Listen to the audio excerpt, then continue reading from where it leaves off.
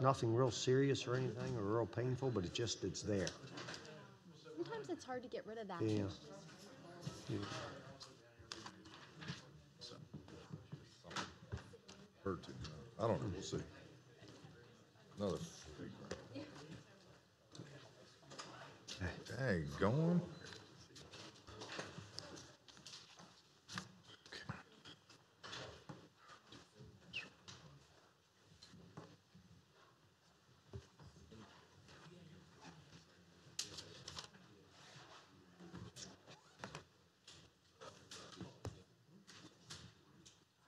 See the most important person in the school system, Neil Becker's here today. How are you, Mr. Becker? Most powerful, I should say.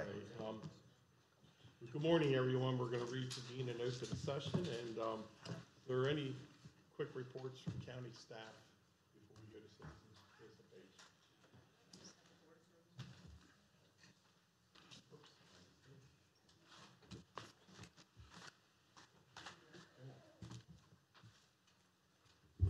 Good morning, Commissioners. Good morning.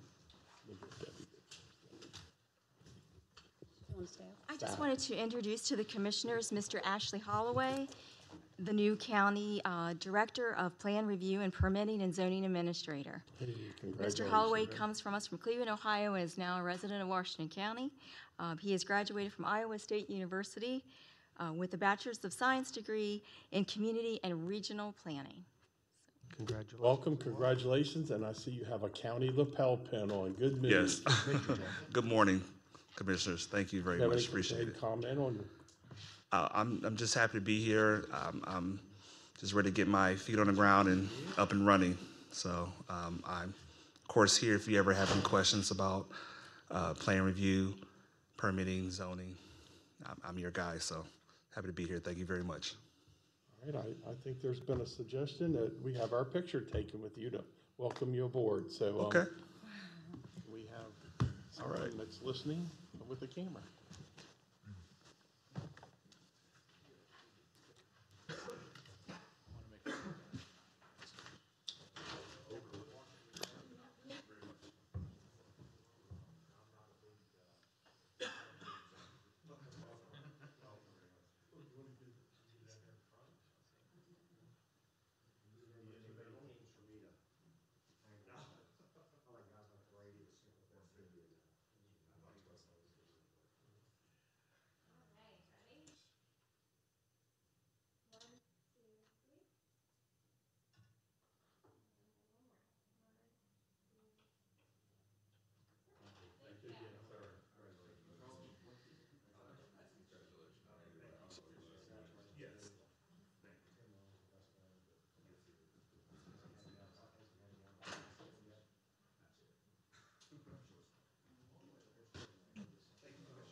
Thank you. Great. If there's any other staff, I'm going to yield to Krista. We have the Area Agency on Aging Advisory Council appointments. They are requesting to appoint Mr. Paul Ward to serve a first full 3-year term from February 1st, 2019 through January 31st, 2022. They're asking to appoint Ms. Julie Ferran to serve a first full 3-year term from February 1st, 2019 through January 31st, 2022. And to appoint Ms. Vernell Doyle to serve a first full 3-year term from January 1st, 2019 through December 31st of 2021. I'll make a motion to approve those board appointments. Second? I hear a second. I second. Okay. All in favor, say aye. Aye. No, I'm just laughing. I thought you seconded there for Yeah, I a said it second. was You a caught- question form with an inflection on the word. Any other staff report before we move forward to citizens' participation? Anyone else from staff? Hearing none, open up the meeting to citizens' participation. Anyone in the front row would like to speak? Second row? Third row? Last row, please come forward.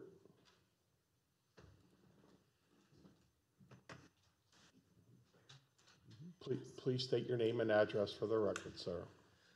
My name is Andy Wyatt, and I live in Frederick, Maryland, actually, at 1158 White Lake Lane, excuse me.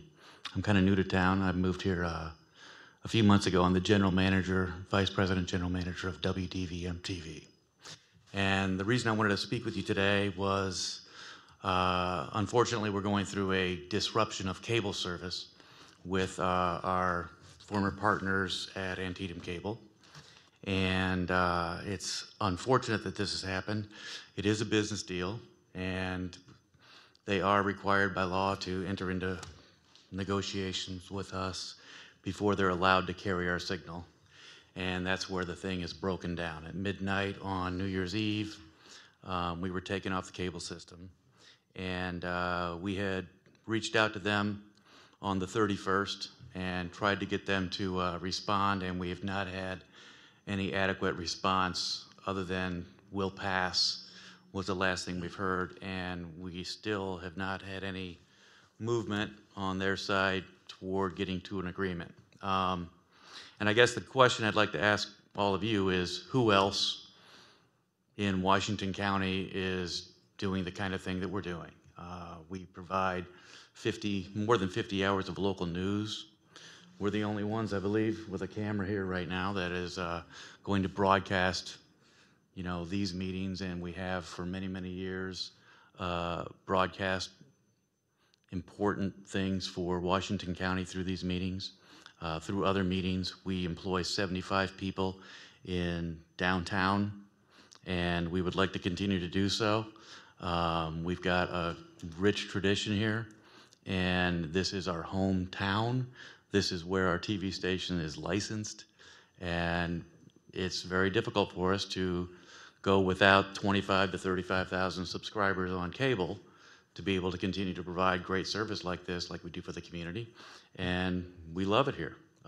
It's a really important part of the strategy of our television station. We have a desire to expand our news coverage even further. We parted ways with the NBC network a few years ago, and what we did at that point in time is we doubled down on the amount of local news that we produce. We hired additional people. We've got the same number of people working in this community, and we will continue to have a desire to continue that. But it is a lot more difficult if we can't enter into negotiations with those guys. We really want to negotiate in good faith, and we would like Antietam to come back to the table, and anything that you guys can do would be greatly appreciated to lend pressure and let people know that we care, and we're here to keep plugging away, making this a great town. And I would be very open to any questions you have on the law, how it works. I did send a letter to all you guys the other day about an acquisition our company is making to acquire the CW TV station that's located in Washington, and that really has no bearing on what we want to do with the future in Hagerstown. This is an important, very important part of our coverage area. It is the strength of our coverage area, and that should have no bearing on what we're going to do, other than it would give us additional resources to get the great word of Western Maryland and the four-state area and Hagerstown out to a much greater audience than we're currently able to. Just one question. You're still attempting ongoing negotiations with Antietam? Would love to. And there's just no response, as you're saying there's no response? We're getting no response at this point. Yeah, and so then I guess the next step would be to keep your station, in the limelight would be, maybe you need to educate the viewers a little bit more how they can, I know I'm an Antietam customer and I can't get it, but I have the external antennas that allow me to get it, and it's just as good. So maybe educate them till you get this battle won or lost or move on. We're working on that. They've replaced our channel with a duplicate of the Heroes and Icons network, and it was just in my office, and I have both of them running in my office. I have 2 TVs. Go figure, the TV guy. The one for our local signal from our TV station actually has a weather warning posted on it, and the one for theirs doesn't have anything like that. You know, it's about being local, and our company is very committed to localism and being local and to connecting with the local community. So yes, you can pick us up with an antenna. You can pick us up through Dish Network, but you know, there's a great deal of people that are longtime customers of Antietam and connected and don't understand the process of converting. I mean, you know, it's been a good 25 or 30 years since antennas were really heavily used, and a lot of people lost that knowledge. So it is a really great education process that would have to take place to make that happen. Have you heard from any of the Antietam subscribers complaining that they've lost your network? We set up a routing telephone line, and we've recorded more than 6,500 calls that came through our line and were then routed to Antietam. So I assume Antietam has had a lot of additional calls that were directly to their offices. You know, we've received under 50 calls so far, but many of them are going directly to that number. They're getting a message from us, and then they're being rerouted to that number. The people that I have called obviously are very disappointed that we're not, and they would like us to try to continue to work toward an agreement, and we are doing everything we can. Mr. Wyatt, of those 75 people you employ downtown, are any of those positions in jeopardy of either being relocated or done away with if you can't reach an agreement? Is that a concern you might have? Well, you know, we'll survive. You know, we can survive without them. It makes it a lot harder to. I don't know what the model looks like in not having a cable subscription in the local town. I would suppose that if this drug on for many years or many, many months, I guess we might have to, you know, take a look at and determine things like that. So it's possible. It also, you know, if we're not getting great support from our local community, we're going to have to look at other places where we can try to generate revenue. And, you know, I don't think we want to do that at all. We have no desire to do anything like that, but, you know, I don't know exactly what the financial thing is going to look like 3 or 4 or 5 months from now. Any other questions? Yeah, you had mentioned Dish. How about DirecTV? Our company has an agreement with DirecTV that is done on a global basis. Nexstar Media, who owns us, has 170 TV stations or so across the country. When the last go-round of that agreement was put in place, we were not included in that because at the time we were a duplicate NBC affiliate, and that was their reason for not adding us to DirecTV. The idea would be that we're very hopeful that when that agreement comes up in the middle of the year, around June or July, that we're going to be able to get added to DirecTV. It's very hopeful that that'll happen, and it's pretty likely that we'll be able to get our station added since we're no longer a duplicate. And that would include for the entire Washington, D.C., Hagerstown TV market, coverage like that, and that's the reason that they hadn't had us in the past. Who owns Antietam Cable? Is it just? It's owned by Schurz Communications, and they also own the local newspaper. They own the cable system and the newspaper. Any other questions? Keep up the great work. I know I can speak for myself. It's nice to have multiple news medias calling you up, asking you for comments and so forth. I think when you have multiple opportunities, that's the best way to get the most accurate answer out to the public. That's right. We try really hard to do the best we can to be very, very fair and try to stay right down the middle whenever we possibly can. This is one of those exceptions, I suppose. Yeah, we'd like to thank you for coming. I think it's good that you got it out there that you're open to negotiation, and they seem not to be open to negotiation. That DVM would like to settle it, and Antietam's not answering back. We'd really like to be back on. And, you know, if they feel that we're not as valuable You know, I beg to differ to this community. We're extremely valuable. We're a great resource, and I think, you know, having worked across the country, I can say that a city this size and a market, and an overall TV market the size of Washington, D.C.'s TV market, it's a pretty rare occurrence to have someone that gives as much local news coverage as our TV station does at this time. So thank you very much. Thank you. Thank you. Any other citizens wishing to participate? Seeing none, we'll go to the next agenda item, first quarter adjustments to the Washington County Board of Education. Gentlemen, welcome.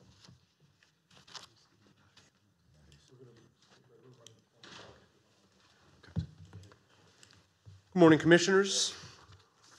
Jeff Prude, Chief Operating Officer, Washington County Board of Ed. With me is David Brandenburg, Executive Director of Finance. We present to you today the first quarter budget adjustments for the FY19 Board of Education budget. Annotated code requires local school systems to periodically reforecast their financial needs. We do that on a quarterly basis. These adjustments were presented and proposed to the Finance Committee in November and approved by the full Board of Education at their business meeting on December 11th, and we seek your approval to those adjustments today. But we're ready to answer any questions you may have on the adjustments.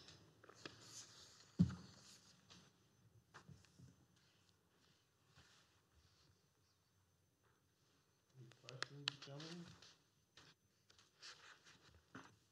On instructional salaries there, you have 136,000. Yes, that is additional positions required to meet student needs that we've hired mid-year. So there are positions that you've already actually hired for? Yes, that's correct. Okay. I'll make a motion to approve. Second. All in favor, say aye. Aye. Thank you very much. We're a couple minutes ahead on the next item. If we'd want to go to any commissioner comments, we could squeeze them in now. I was looking for Brett Wilson, the Honorable. Let's go to commissioner comments. Back up a little, Terry. Tell you, I just, it's nice to be back working for the citizens of Washington County. Not that we don't work for the citizens all the time, but we've had a nice holiday break. I hope everyone had a great Christmas, and just like to wish all the employees their best new year ever. Thank you. Thank you. Wayne, would you like to have a comment? Yeah, sure. Yeah, certainly it's good to be back in 2019. Time really flies. Even over Christmas break, you know, I'm sure we all took calls and answered emails from citizens. One thing I'd like to mention is when we had our last meeting and we did an audit review, I had made some comments about the unauthorized $250,000 loan. And I had some citizens reach out to me again on that subject that were surprised that that was still an issue we were grappling with. And it was their understanding that the county had made a mistake, and I just wanted to clarify that that is, our position has remained consistent and that we are working to get that money back for our citizens. It's $250,000.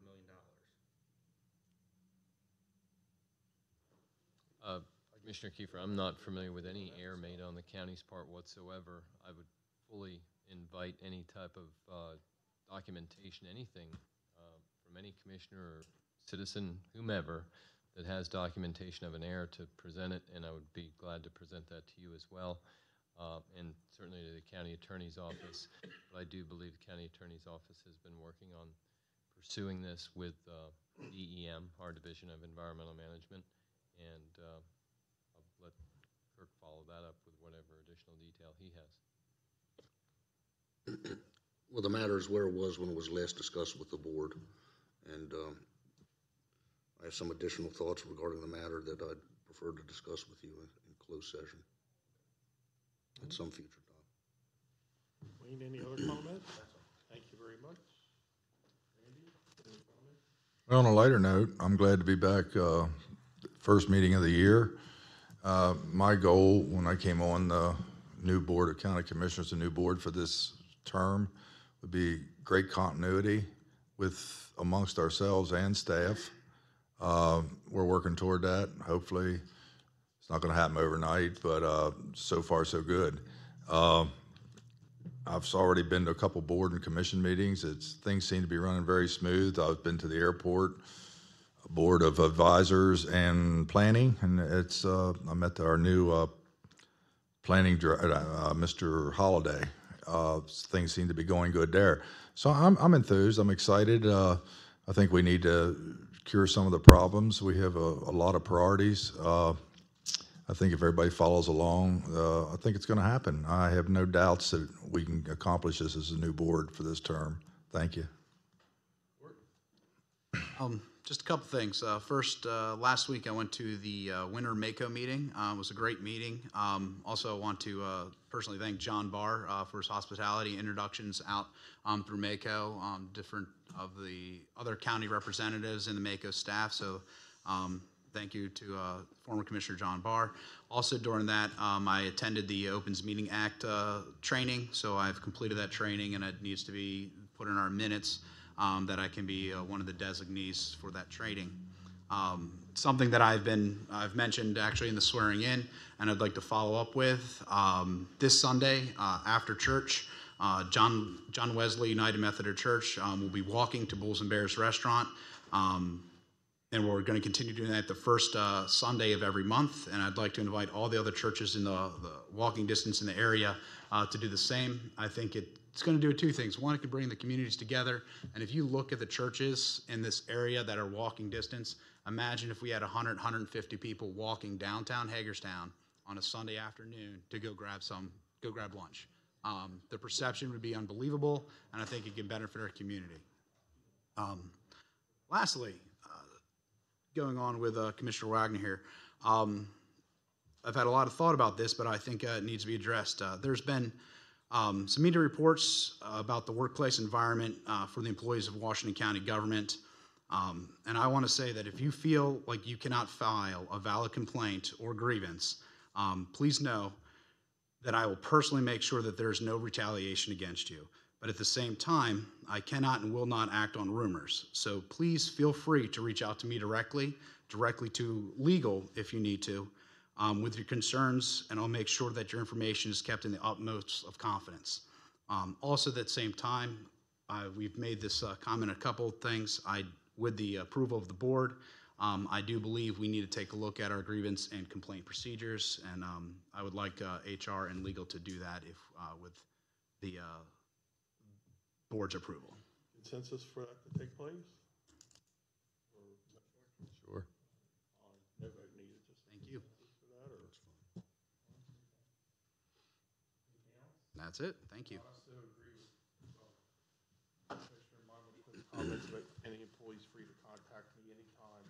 It will be free of any retaliation or revealing who you are. I want to thank Commissioner Monmouth for attending Mako.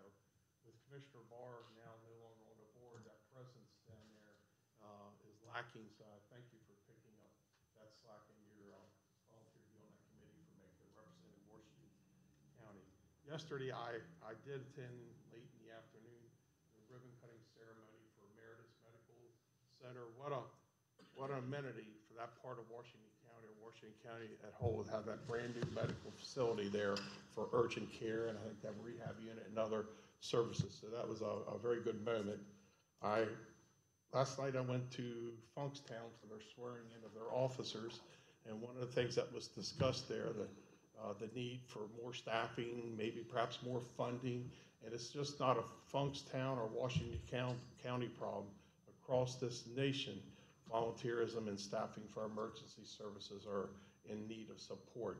So I wanted to make sure we brought that up and discuss that in the future, how we can support our volunteer system either with more funding or taking on more of their responsibilities. Someone said earlier today they're right there flipping pancakes and hamburgers to run their budget, and those people who are there when we need them, we should be able to be there when they need us. So I look forward to more conversations about that. And then I went to the ESAC meeting along with Commissioner Wagner. He's assigned to that committee. They want to make sure they can come in and be on our agenda maybe at times for just a review of all the things that they're discussing, which made may aid us in some of the decisions that we make. So I told them that they needed just to contact staff, do the request, and we'll go from there. And that concludes my report. Thank you. Now, I think we see Judge Wilson did arrive. Yep. And you're next. Welcome, sir. Good morning.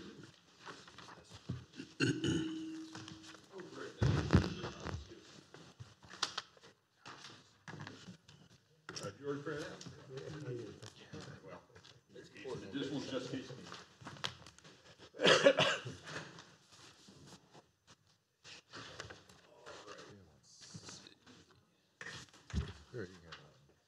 meeting. Well, first, good morning, everyone. Thank you very much for giving me a few minutes on your busy schedule just to update you on drug court, which is something, adult drug court is something that's completely new to Washington County. As some of you know, we have in the past tried a juvenile drug court that dealt solely with the juvenile court and juvenile justice system. For various reasons, that was found to be problematic and quite frankly, a difficult investment to justify. Adult drug courts are completely different, however, and what I want to do is run through a brief PowerPoint presentation with slides hoping to educate the commissioners and other parties on what a drug court is, how long they've been around, where they are now, how it functions, and how it can help the community without also costing the community any amount of excessive monies. So drug court, just a brief history. The first drug court was created in a criminal court in Florida, in one county that had a very, very high incidence of drug crime, drug addiction, and recidivism. The first court in Maryland was actually started in 1998. We have a couple of counties that have been running continuously since about 1998. One of the oldest programs is actually Carroll County. They started a program almost 20 years ago, and it has been successful ever since. These courts are what are called a problem-solving court, specialty courts. Other courts you may have heard of would be a veterans court, family law court, and then, of course, the drug courts. And the judiciary has a separate branch or a separate office that supports those, and that is the Office of Problem-Solving Courts, which does two things. It oversees the education and the competence of the courts in progress, but it also helps to distribute federal monies that are available through grants to help support these drug courts to take the burden off local jurisdictions. Nationally, we started with that one in 1988. We're now up to over 3,000 drug courts across the country. Every state and the territories has at least one drug court. Next section is simply what they are and how they work. They are a part of the criminal justice system. Okay, so it's not a new court, it's not a new courthouse, courtroom, or anything else. It uses existing court structures and existing personnel. So there is no initial investment, either capital or in labor, that has to be made. It is a collaborative effort, which we'll show in a second, and it's a last chance for many of the people who otherwise, because of their criminal histories, if they don't straighten themselves out, quite frankly, they go on the warehouse list, where ultimately, if you commit enough crimes and show yourself to be enough hazard to a community, that there is nothing else to do. The drug court's approach is a team approach. These are all the entities that are involved in an effective and working drug court. The court, of course, takes the lead because that is the area where the punishments and the benefits can best be meted out. The state's attorney's office and public defender's offices are absolutely essential because these are criminal cases. They're cases that have begun through their standard process of charging, arrest, incarceration, and they are in a pretrial mode to be determined between the state's attorney and the public defender who may apply, who may be, I guess, worthy of receiving a benefit and a good candidate to try and work through the system out of the, again, the warehouse system and into a system where they can correct their behaviors, have a chance to come out the other end as law-abiding and productive citizens. Parole and probation, necessary agency. They help oversee the person through the program. Law enforcement, both through the officers, the detention center, and of course something special that we have, the day reporting center. I will point out at this point that it is the intention, and we've already begun negotiations, and quite frankly, just about reached final agreement, where the day reporting center and the adult drug court will work together to utilize the same space, many of the same personnel, many of the same programs. Even though drug court will be a lengthier program than day reporting center, what we're trying to accomplish is the same. And by utilizing what is already existing, first, of course, it makes it easier to begin a drug court, and it makes it a heck of a lot more cost effective. What we have found in Day Report Center is that they are providing all of the needs that the people in effective drug court also need. It'll simply be for a longer period of time. Health department and treatment providers, both, of course, this is another public-private partnership. They all need to be involved in order to help a person successfully navigate the treatment and therapy that they require. Mental health, therapy, and educators. This, to be effective, it's not just addressing a single symptom. Many of you have heard about dual diagnoses or cross diagnoses, the fact that the people that face these issues do not face a sole issue. They face many issues. If you address one issue without the remainder, nothing will happen. You are not setting a person up for success. You're setting them up for continued failure. So in order to be fully effective, and like I said, the Day Report Center has already put this into place, we also will need to address mental health issues of the participants, education issues of the participants, and of course the drug therapy as well. And finally, private employers. We will partner with private employers wherever we can as people work through the system and get to a point where employability has reached a reasonable level. We will work with private employers to try and bring the participants into the working world again so that they can support themselves, family, and leave the criminal justice system. The national perspective. Some of the questions we answer, of course, that come up all the time are recidivism, cost effectiveness, substance abuse, what's going on nationally and in the remaining states. First, drug courts do reduce recidivism. It's now been proven through statistical analysis that they reduce recidivism by at least 35% in participants with effects lasting at least 3 years after completion of a drug court. Now, it's not to say those effects don't last longer.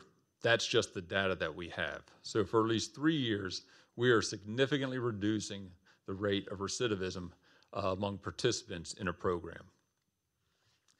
Incarceration, we know the cost of incarceration. You know the cost of incarceration. This body has numerous times had to expend significant capital money on the creation and expansion of detention facilities. We know the state also is looking at ways to reduce the number of inmates so that they can avoid that incredible capital expense and also return people to hopefully a working world sooner rather than later. And a comprehensive drug court system typically costs run between $2,500 and $4,000 annually, but let's talk about that number because this is not a number simply borne by a county. These are monies that come from grants. We'll talk more about those in a second. They're monies for health care that come through Medicaid. Many of these services that we will be helping to provide people come through the Medicaid or other health insurance system. They are not borne singularly by local jurisdictions. As far as business analysis to determine what goes in and what comes out, they have done studies and have shown that for every $1,000 invested in drug courts, and that's, again, the $1,000 not necessarily from local funds, but from Medicaid, from other grant sources, generally comes out in $3,000 to $12,000 in returns by reducing cost to law enforcement, reducing the need for additional detention facilities, and also just reducing the cost to society to having to deal with recidivism and criminal issues. Drug courts do reduce substance abuse and save lives.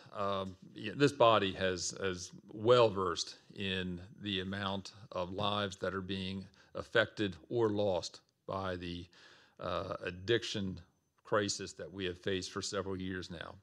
Yes, we're still talking specifically about opiates, but it's all addictions that cost lives, hurt families, and lead to extensive costs on a community's budget that need to be addressed, and drug court is designed to affect all of those. It's not just for opiates, but opiates and the addiction that came out of the opiate crisis certainly has driven forward and driven to the forefront the need for programs like this. The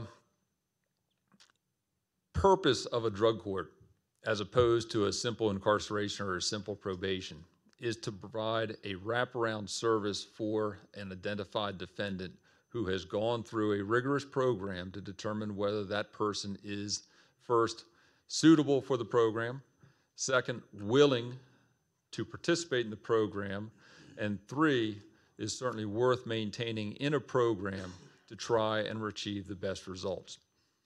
First off, I should let you know that we are not looking at people with violent crimes. Okay, this is not a program for someone who is pending trial or has been sentenced in a violent crime of any type. That is an exclusion. The folks that we are targeting are the ones that have been involved in property crimes driven largely because of addiction issues. The ones that have been in that criminal milieu for some time, to the extent where now they are facing, upon conviction, an extensive period of incarceration, also known as warehousing. The average sentence that we'll be looking at in a drug court is someone who is facing minimally a 10-year sentence. That 10-year sentence will be a part of the drug court program as, of course, an impetus to stay in the program, as basically this is what could happen if you don't apply yourself, you don't participate, and you don't work with us to try and help yourself and help the community at the same time. Again, there's a plethora of research out among the internet. I'm not going to go into a significant portion of it. I think the bottom one there is the most important. Over 70% of all drug-using offenders who enter drug court programs either successfully complete or are current participants. That's important because a drug court, to be effective, has shown must be a minimum of 21 months long. You would have to be a stellar participant to get done in 21 months. It is unlikely, it is not anticipated. Programs can run, or program participation can run up to 3 years or more before they've completed, but during that time, we are reducing that person's likelihood of recidivating by 70% and reducing the cost to society that they would otherwise face.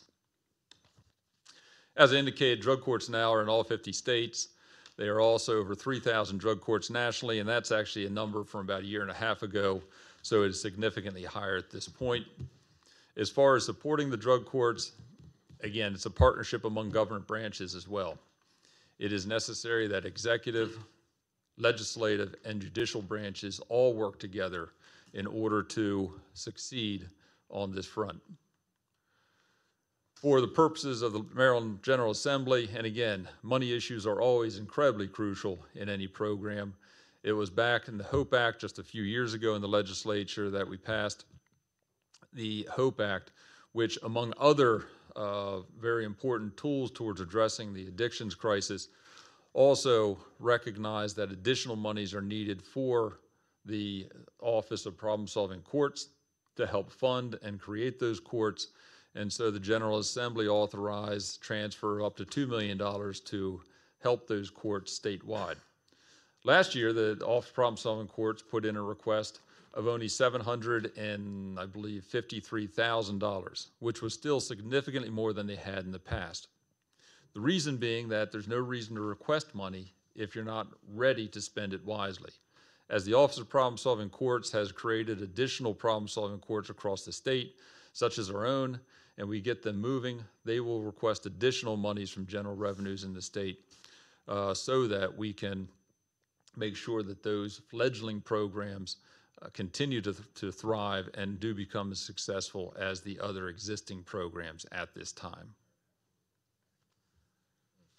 We do believe, and we meaning members of all branches of government, we do believe that this is an important initiative for Washington County. We believe that it can work here, and we have the tools in place to make it work especially with the groundwork that's already been met by the Day Report Center, so that we can start this program on the go, bring in participants immediately, and affect positive changes for Washington County residents in the long run. That's my presentation, ladies and gentlemen, and if you have any questions, I'll certainly be glad to answer them as best I can. I have like 3 quick questions. Sure. You keep mentioning you're going to work in arm with DRC, or Day Reporting Center. I guess just to clarify, maybe I can put 2 questions into one. To clarify, the Day Reporting Center, to my understanding, you have to be incarcerated to be eligible for the Day Reporting Center.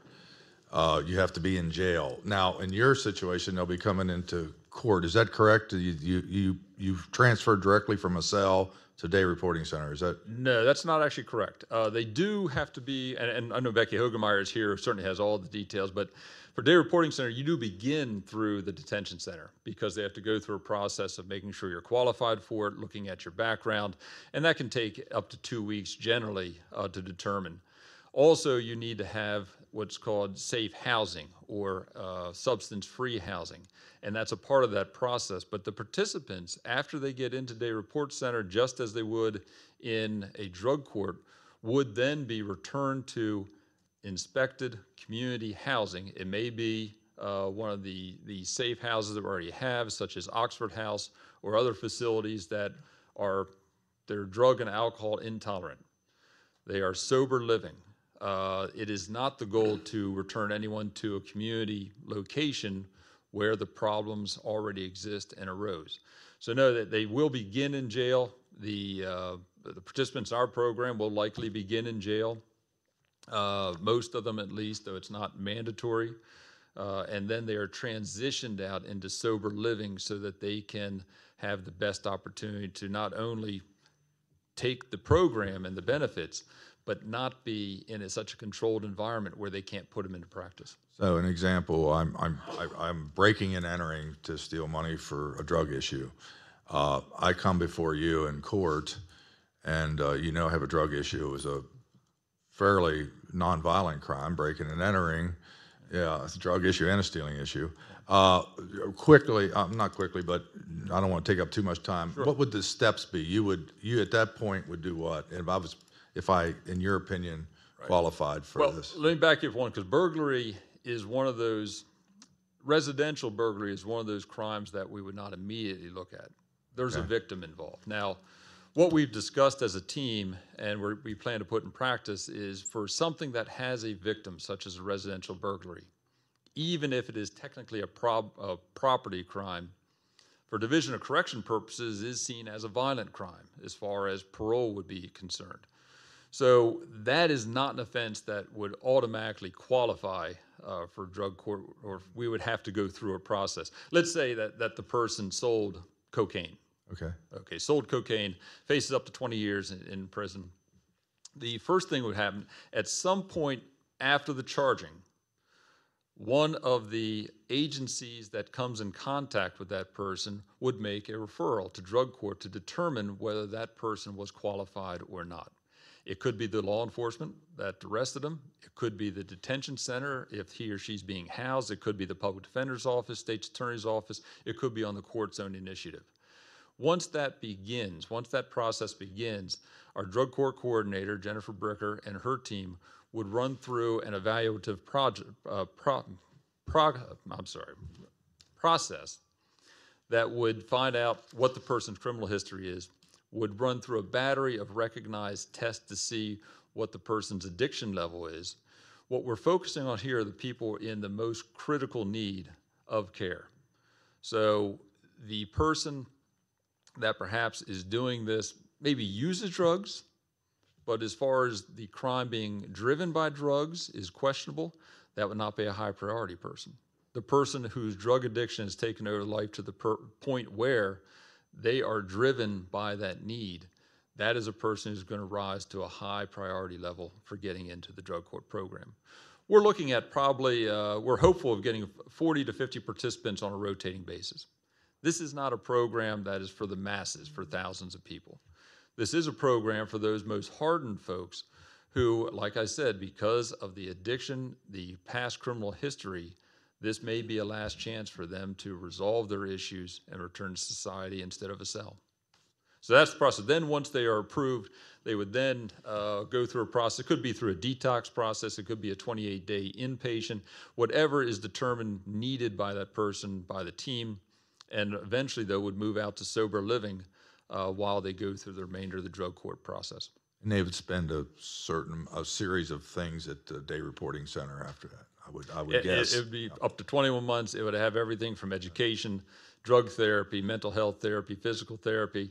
It would go through all of the things, the tools that are needed for that person to have a chance to succeed. The biggest one, and a lot of people don't talk about this, and again, Ms. Hogemeyer is much more expert than I am, but is criminal thinking therapy, where what they have learned is that you can affect the addiction, you can affect mental health, but until you change how a person thinks who's been involved in criminal processes for so long, you're not really helping them, because even if they're sober, they're going to go out there still thinking like someone that may lead themselves back into criminal activity.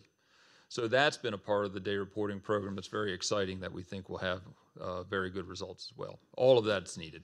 Thank you. Sure. Judge, I have a quick Yes, question. sir. I had a chance several months ago to tour the Day Reporting Center with Rebecca and Sure. talk to one of the clients at the Day Reporting Center, and to hear that personal story, it was quite impressive, I have to say. So it sounds to me like this is another way we can utilize the Day Reporting Center. Absolutely. And would the clients that are in the Day Reporting Center, as we kind of know it now, in drug court, would they be involved in the same classes? Do they have to be, are they separate courses? Is it the same course, just a longer term? Well, it's a lot of the same courses longer term. Okay. And as far as in the same classroom or not, that is something I know Ms. Hogemeyer and our coordinator are working out. I would imagine there would be a lot of separate class participation. There'd be some probably overlap participation as well, as long as everyone is on the same track and doing the same type of work. One thing I didn't mention is that there will be reimbursements from the drug court towards any costs that are incurred by the Day Reporting Center as well. Even though we're using the same facility, it may mean additional instructors necessary, it may mean certainly additional therapists, and because of that, the drug court will have its own monies, which are grant monies, again, passed through, generally federal grant monies passed through the state down to the operating problem-solving courts. That will, and we're working out the numbers to see what it's going to be, but we will help pay the load, obviously, for what we're doing. Okay. Yes? Last year, the state contributed in the form of, I can't remember, $250,000 grant for the Day Reporting Center. Was that last year? Go ahead, Ms. Hogemeyer. Yeah. It was a total of 560 Right. the first year, and then it cut, Right. it was cut in half. So it was about whatever half of that is. And then there was 50% match. And that ends June 30th, 2019, this year. Yeah, Commissioner, let me just, going back in time, my previous hat as a delegate, the governor, after the heroin and opioid emergency task force completed its recommendations, one was to try to help bring a day report center online, give it some startup grant money. Initially, they were going to look for 2 counties across the state. The governor determined that, quite frankly, Washington County was so ahead of the curve on it, that would be better to give all of that funding to 1 county to see if it does work or not. It was always intended to be basically a 3-year grant, a certain amount the first year, half that amount the next year, and then half again the year after that, again as a startup grant, but not continuing operations. And so we're now reaching the end of that 3-year grant. You just said the courts are going to contribute to help offset that grant money? There's money that's been budgeted. We meaning the Adult Drug Court Washington County, did receive grant monies for this fiscal year, and we'll apply again for next fiscal year. This year, of course, was a less amount because we knew we weren't going to be in operation until at least this point, the halfway through the fiscal year. We're still just a little bit away from actually getting certification, getting a beginning. But we will each year be requesting grant monies to help offset the costs, and some of that money, of course, will be directed towards day reporting costs as well. Also, there was supposed to be a program set up for a user fee? Yes, we collect that. Okay, is there any way that, are we privy to the numbers and what you've collected and? Sure, it's turned into the county. We, had some difficulty collecting that initially because we initially said $300 up front before we can take you. But if your idea is to get people into the program, many of them had trouble raising the $300 up front. The reason we chose $300 is it's a common number that is used for home detention and work release as well. So what we've built in is the individual does not phase up until two things are happening. Their sober house rent is paid in full and current, and their program fees. So the individual does not move from phase 1 to phase 2. I should say more phase 2 to phase 3. We defer that in phase 1 because phase 1 we don't allow them to work unless they are in sober housing. And the reason is that the sober housing, they have to pay for the rent. So we allow them to work as long as it doesn't interfere with the program. Right now, the program has 100% employment. Everyone that is eligible for working is working. And so we collect $5. Huh? How many is that? We have 40 right now, currently. No, I take that back, 50. Because we have some that are active sentences that are ended and they're still participating. Right now, we have also 3 individuals that are community participants that are not affiliated with the detention center. They do have, set dockets, but they have come to the program because they need that structure that's in the program. The other thing that has happened with the program is that in the last 2 years, November 28th of 2018 was our second year, we've had 0 overdose emergencies. No one has died of the people that are participating in the program or have successfully completed the program. We also have had no ER emissions or visits that were substance related. And so those are the 3 things that you're saving money because the county is not footing the bill for the repeated ER emissions or visits, and we're not having overdoses. So, and they're all working. And if you think about the economic theory that for every dollar a individual earns, produces $7 in the community, Mr. Kiefer had suggested that I start totaling people's salaries, and I do have those totals. So they're all working. Any other questions, commissioners? Thank you, Your Honor. Well, no, thank you all very much for your continued support, and I certainly will keep you updated as we move forward. We are almost to the point of filing our application for court certification. Should happen very shortly, and then we'll get started. Thank you all very much. Thank you. Good day to you. Next on our agenda, prepare the compactors for the Department of Solid Waste.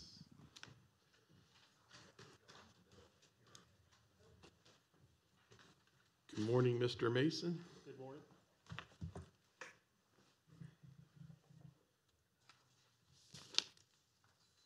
I'm here this morning for a motion to approve the transfer of funds for a certified rebuild of a 826G Caterpillar compactor and also the repair of a 826H Caterpillar compactor for the Department of Solid Waste, the amount of $800,000. The 826G blew its transmission last October, and it is currently out of service. The 826H is running, but we keep putting Band-Aids on it, keeping it going until we can get the other one fixed. Those are the only 2 compactors we have in our fleet at the landfill. We have looked at other options, leasing, purchase, and the certified rebuild and repair of the both existing compactors are more fiscally responsible at this point in time. Monies will come from reserves that we have, for capping the rubble landfill, which is several years off. So we're going to borrow from that fund to fund the repairs to the compactors. Any questions at this point? I've got a few. First of all, you said you've been putting Band-Aids on it, so how much has that been costing the Band-Aids? Oh, well, over the last 12 years of service, we've spent almost $2 million on the 826H, but that includes a certified rebuild that was done in 2014, which totaled about $450,000. Which certified rebuild is basically getting a brand new compactor. They take the old one, strip it down to the bare frame, and replace everything on it, repaint it, new engine, transmission, transfer case, wheels, everything. So we are essentially getting a new piece of machine for about half the cost of a new one. But it only lasted 5 years? Yes, because this is one of our essential pieces of equipment. It's used 6 days a week, 8 to 9 hours a day. So we put roughly 3,000 hours on it every year. And a new one you would assume would last the same 5 years? Yes. And no warranty differences on the option 1 and option 2? No. No, same warranties. Same warranties. And option 3 was a lease. You give me your thoughts on why you wouldn't do the lease. Only because we're an enterprise fund in the Department of Solid Waste, so all of our revenues drive our budgets, and our revenues have been erratic over the last 10 years, economy-based issues. We are stabilizing these last few years, but we haven't shown that we have those steady revenues at this point to support leasing any equipment. If we see that over the next year or two, then we will look at leasing other pieces of equipment. But for right now, this solves our issue. This gives you maybe I'm not seeing this right. It's $156,000 for 5 years to lease the piece of equipment, correct? Does that sound right? For each year, Yeah. $156,000 per year. Per year. So, and a new one obviously is almost 800,000. Correct. And they're shot after 5 years anyway. Right. And on a leased piece of equipment, you cover all maintenance on the lease, or does the lease? We would cover regular maintenance, oil changes, fluid changes, that kind of things. Major problems would be covered under warranty. But you don't get a backup if you lease. Correct. This way, you're fixing 2 and getting a backup. We're fixing 2. And you have 2 machines. Correct. Pretty much 5 years. You think you'll get 5 years out of them. Definitely the rebuilt, yes, we should be able to make enough modifications. The other one where we use it periodically through the year, that we should get several years out of it. So you like option 1, obviously. Well, we would prefer something new, but this solves the problem right now. Yes. So if you were to purchase a new, sorry, you done? No, I'm done, yeah, thank you. If you were to purchase a new one, what would be the life expectancy of a new one? About 4 or 5 years. It's about the number of hours you put on the engine per year. Do you discuss this with the operators, any of these costs? Yeah, they've been involved in the process. Yes. Their preference would be a new machine as well, but when it comes down to dollars and cents, this is what works for us right now. Not counting, I'm sorry, not counting, oil change thing like that, what would be the annual maintenance? Because the way I'm looking at it here, leasing is going to be roughly $750,000 for 5 years. Right. A rebuild's $550,000, so it's saving roughly $200,000, but we have to cover the maintenances. I mean, are we spending $200,000 in 5 years on maintenance, not counting, oil change and regular maintenance? Most likely not. Most likely not. The lease would cover major repairs. The lease would cover major repairs, yes. Well, then, I'll make the motion for option 1. A second. Hearing a first and a second, all in favor? Excuse me, discussion. I've discussed it with them. Like I said, they would prefer something new, but when it comes down to what we can do right now within our budget and solve the issue, this is our best option. It seems to make sense. You're going to have 2 machines in lieu of 1, because if you get a new one, you're still going to have to fix something else to have 2. Right. Yeah, okay. good, I'm good. Just from my knowledge, why would they prefer something new other than it's new? New truck. Okay, thank you. Any I more don't have an answer for discussion? that one. I don't have an answer. Any more discussion? If not, we have a first and a second. All in favor? Aye. Aye, 5-0. Thank you. Thank you very much.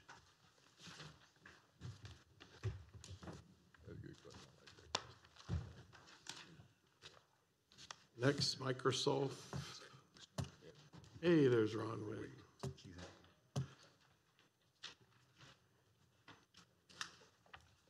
Good morning, sir. Good morning, Commissioners.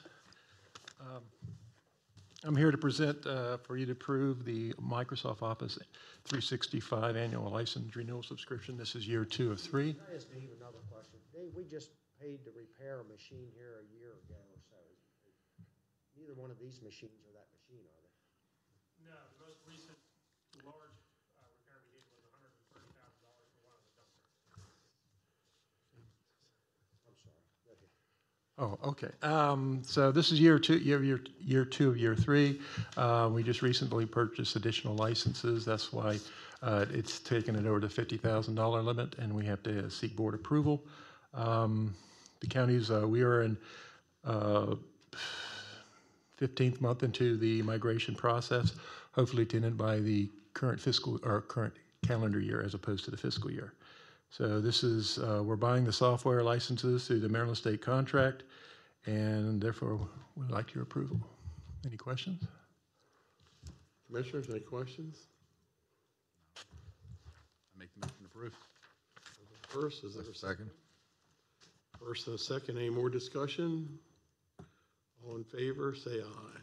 Aye. Aye, 5-0. Thank you, sir. Thank you, Commissioners. Mr. Bradshaw, emergency repair, BNR Force Main.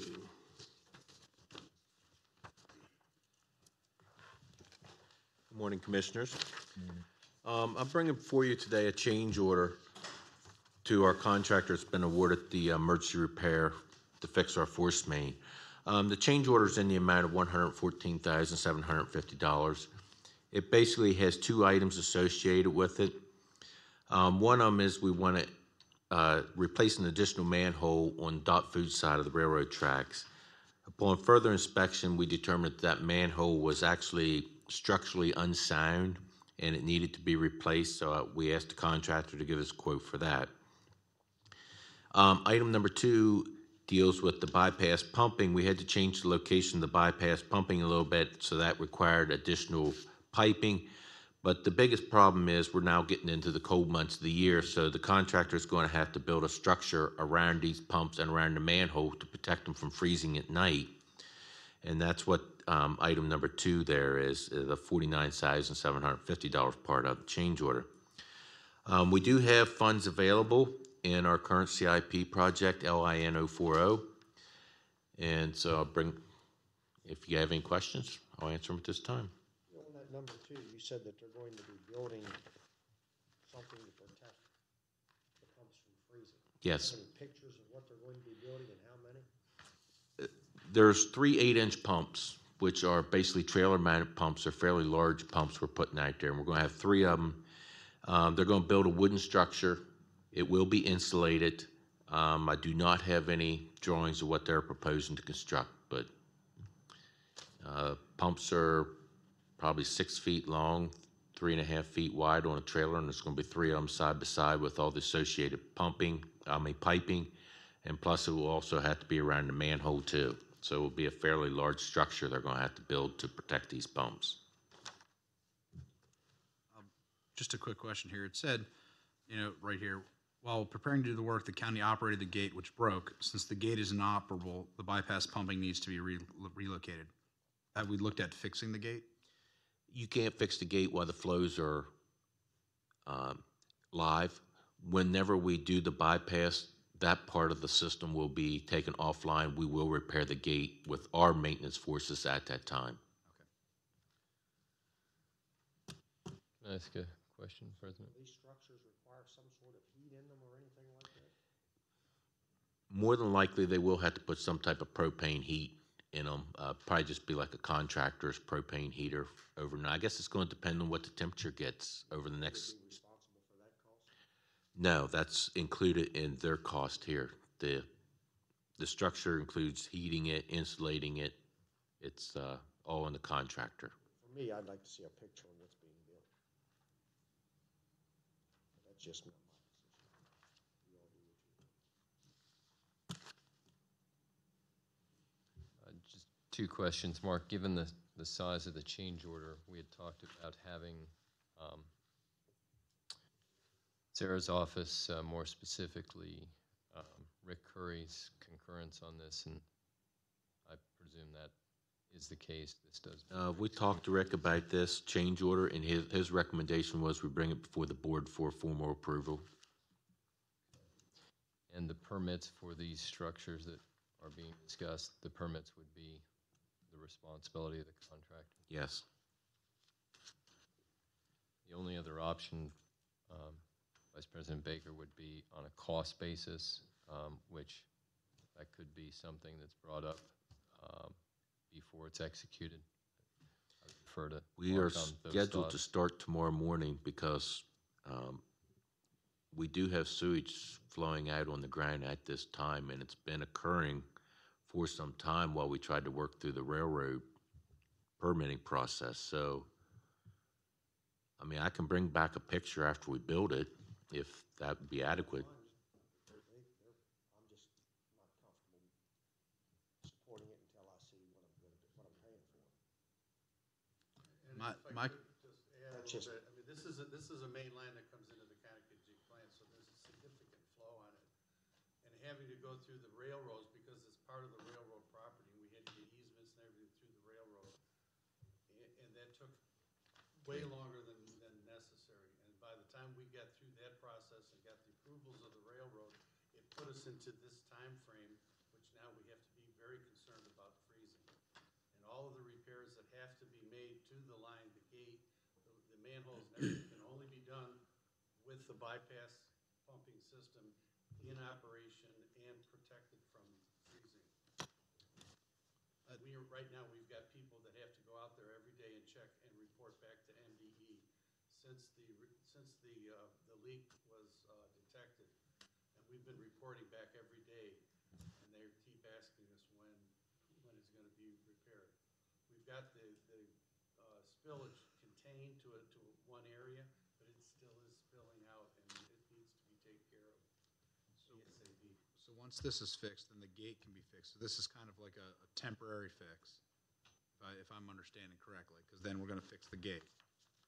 We'll fix the gate, but the bigger issue is the manhole where the force main connects is actually, it disintegrated and pipes physically busted, and the manhole has to be replaced in order to make that connection back. Bring me a picture at the end, just don't disappoint. I can do that. All right, any more questions? Sure, if you'd like to go out there, I'd be glad. Just don't disappoint. Commissioners, any more questions? Is there a motion to support? I'll make a motion to support. Is there a second? I'll second. Any more discussion? All in favor, say aye. Aye. 5-0. Thank you, Mr. Bradshaw, Thank you. Mr. DeVito.